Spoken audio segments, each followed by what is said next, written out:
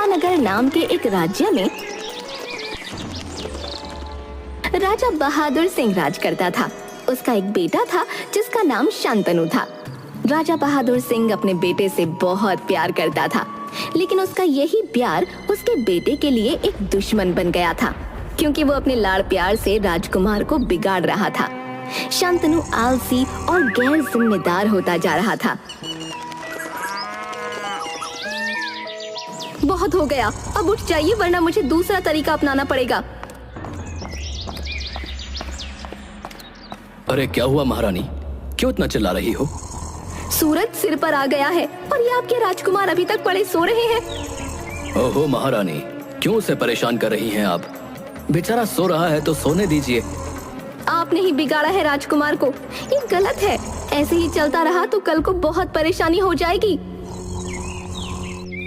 अरे आप तो ऐसे बोल रही हैं जैसे मैं अपने बेटे का दुश्मन हूँ। अगर ऐसे ही चलता रहा तो फिर मुझे ही कुछ करना पड़ेगा। राजा हमेशा राजकुमार की तरफदारी करता था और कभी भी उसे कोई काम करने को नहीं कहता था। महाराज, राजकुमार शांतनु ने आज फिर अभ्यास में हिस्सा नहीं लिया। ओह, राजा राम, शांतनु अभी बच्चा है, उसे अभ्यास की क्या जरूरत है? उसके पास पूरा जीवन है सीखने के लिए। महाराज, प्रजा के कुछ लोग राजकुमार के व्यवहार से नाराज हैं। उन्होंने शिकायत की है कि राजकुमार शांतनु उनसे उचित व्यवहार नहीं करते। गंगाराम, प्रजा को समझना चाहिए कि शांतनु एक राजकुमार है, थोड़ा सा बर्दाश्त करें। पिताजी, ये सेनापति मुझे जबरदस्ती घुड़सवारी करवाता है और इसी चक्कर में कल मैं घोड़े से गिर पड़ा था। महाराज, घुड़सवारी सीखने में तो आदमी एक दो बार गिरता ही है, इसमें इतनी कोई बड़ी बात नहीं है। नहीं, अब आज से राजकुमार घुड़सवारी नहीं करेगा। पर महाराज, सेनापति सही कह रहे हैं, क्योंकि घुड़सवारी तो कह दिया ना, बस।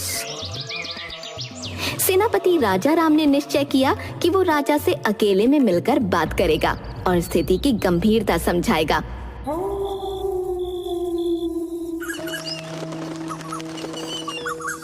महाराज, राजकुमार शांतनु का आलसी स्वभाव राज्य के भविष्य के लिए बहुत खतरनाक हो सकता है। उसे अनुशासन और जिम्मेदारी सिखाना बहुत जरूरी है। राजा राम, शांतनु को सीखने का समय मिलेगा, उसे अभी कड़ी मेहनत की जरूरत नहीं है। महाराज, राजकुमार का बचपन से ही अनुशासन और जिम्मेदारी सीखना जरूरी है, ताकि वो भविष्य में एक अच्छे शासक बन सकें। राजा राम, तुम चिंता मत करो, शांतनु एक दिन सब कुछ सीख जाएगा, तुम बस उसे परेशान मत करो। महाराज, अगर आज हमने उसे नहीं सिखाया तो बस, अब और कुछ नहीं। मैंने कह दिया कि शांतनु को अभी कुछ सीखने की जरूरत नहीं है। सेनापति सोच में पड़ गया कि वो राजा को कैसे समझाए। कुछ दिनों बाद अचानक राजा बहादुर सिंह के स्वास्थ्य में गिरावट आई और वो बिस्तर पर पड़ गए। ये तो एक बहुत ही दुर्लभ बीमारी के लक्षण है, जिससे शरीर कई हफ्तों के लिए लकवाग्रस्त हो जाता है। हे भगवान, ये कैसे हो गया?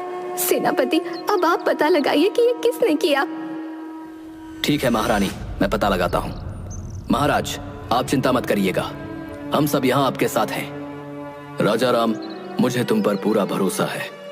शांतनु, अब तुम्हें राज्य की जिम्मेदारी संभालनी होगी। राज्य का भविष्य तुम्हारे हाथों में है, क्योंकि तुम ही मेरे उत्तराधिकारी हो। राजा की हालत दिन ब दिन बिगड़ती जा रही थी। पूरे राज्य में राजा की बीमारी की खबर फैल गई और उनकी स्थिति में सुधार न होने के कारण राज्य के सलाहकारों ने फैसला किया कि अब राजकुमार शांतनु को राजगद्दी पर बिठाया जाए। राजकुमार शांतनु को राजा घोषित कर दिया गया। महाराज शांतनु, आज हमें कई महत्वपूर्ण निर्णय लेने हैं। ठीक है, शुरू करो। राजा शांतनु ने सिंहासन पर बैठते ही आलसीपन दिखाना शुरू कर दिया। वो अपने कर्तव्यों में रुचि नहीं ले रहा था और अक्सर महत्वपूर्ण बैठकों में सो जाता था।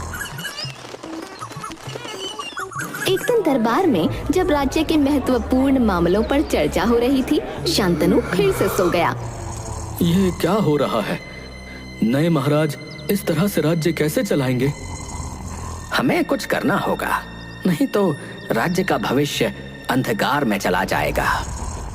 महाराज कृपया उठिए, महत्वपूर्ण मुद्दों पर चर्चा हो रही है। तुम लोग मुझे परेशान क्यों कर रहे हो? मुझे सोने दो। शांतनु सिंहासन छोड़कर अपने कमरे की ओर चला गया।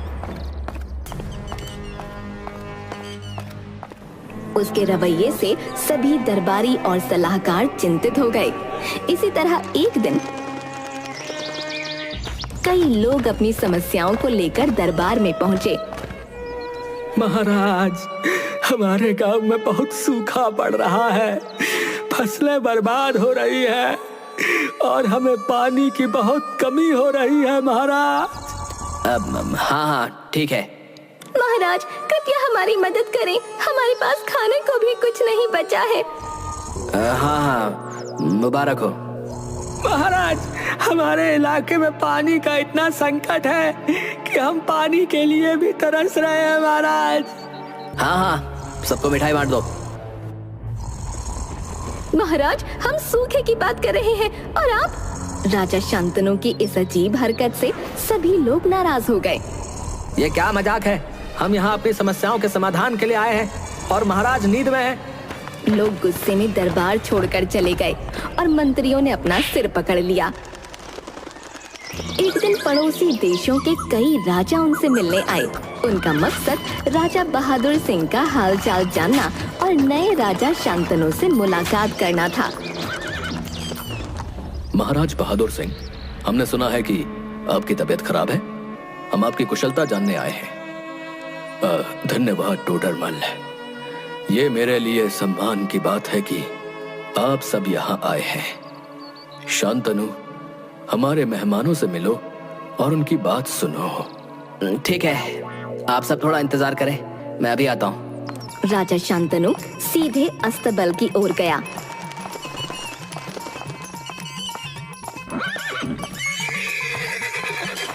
और वहां जाकर सो गया ताकि कोई उसे ढूंढ न सके। ये क्या व्यवहार है? हम यहाँ इतनी दूर से आए और वो हमें इंतजार करवा रहे हैं। ये बहुत ही अपमानजनक है। हम यहाँ से जा रहे हैं। पड़ोसी राजा नाराज होकर वापस लौट गए। इस बीच राजकुमार शांतनु के नाना संत शंकराचार्य महल में उससे मिलने आए। संत शंकराचार्य न केवल एक महान संत थे, बल्कि वह राज्य के सभी लोगों के लिए आदर्श थे।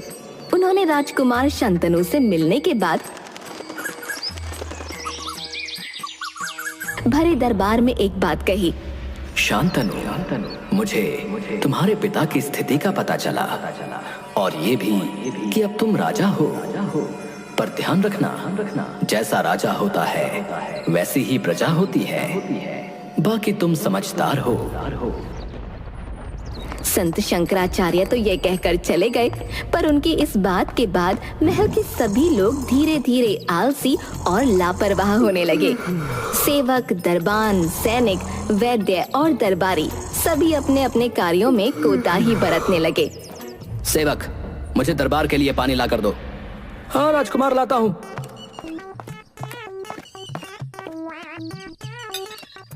सेवक, पानी लाने में इतना समय क्यों लगा रहे हो?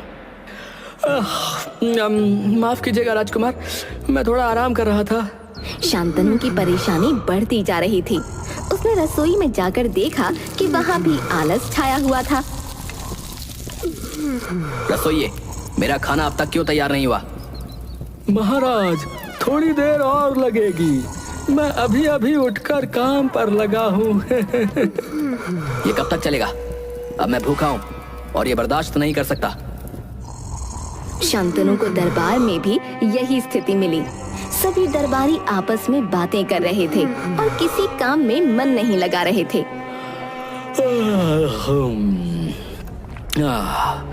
कितना आराम है। क्या हो गया है सबको? कोई भी काम नहीं कर रहा? अरे आप भी सो जाइए महाराज। मैं घर जाऊं? हाँ जाओ, आराम करो, मुझे भी सोने दो। राजकुमार शांतनु ने महसूस किया कि संत शंकराचार्य की बात सही थी। राजा का आलसी और गैर जिम्मेदाराना रवैया पूरे राज्य में फैल गया था।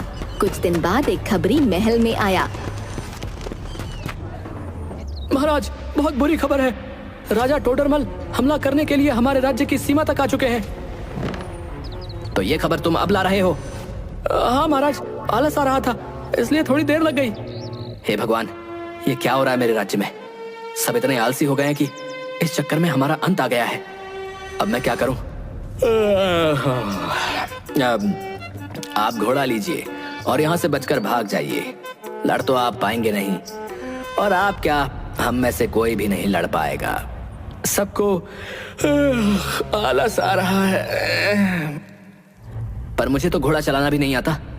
अगर मैंने घुड़सवारी सीखी होती या राज्य चलाने की कला ही सीख ली होती तो आज मैं इस स्थिति से बच सकता था। मैं कितना नालायक हूं। हाँ, बात तो आपने सही कही। फिलहाल मैं तो भाग रहा हूं, आप अपना देख लो। अब जाकर शांतनु को अपनी गलतियों का एहसास हुआ, जब सब उसके नियंत्रण से बाहर हो चुका था। राजा टोडरमल शांतनु के पास पहुंचा और उसने उसकी गर्दन पर तलवार रख दी।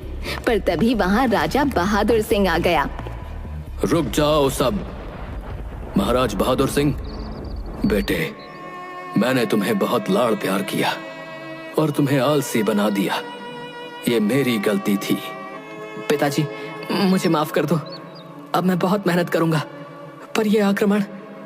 कोई बात नहीं बेटा, ये सब नकली है, तुम्हें आलस का सबक सिखाने के लिए। क्या नकली? मुझे सबक सिखाने के लिए? हाँ, अब तुम समझ गए ना कि राजा अगर आलसी हो तो क्या हो सकता है। इसलिए अब मैं तुम्हें सिखाऊंगा कि एक राजा कैसे बना जाता है।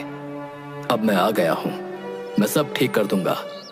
और महाराज टोडरमल, आपका बहुत बहुत धन्यवाद कि आपने राजकुमार को यह सबक सिखाने में अपना योगदान दिया। यह तो मेरा फर्ज था।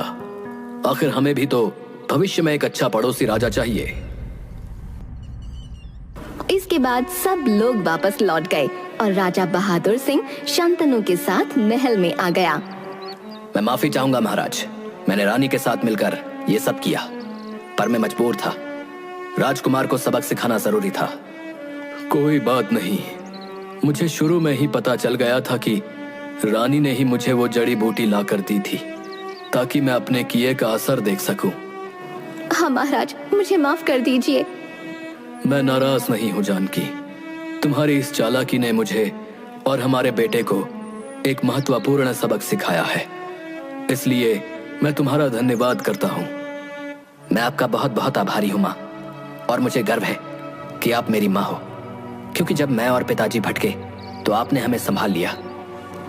एक औरत का यही तो काम होता है मेरे बच्चे, कि वो अपने घर पर कोई मुसीबत ना आने दे, फिर चाहे वो कोई आम महिला हो या कोई रानी। ये सुनकर राजा बहादुर सिंह बहुत खुश हुआ और उसने रानी और राजकुमार दोनों को गले से लगा लिया।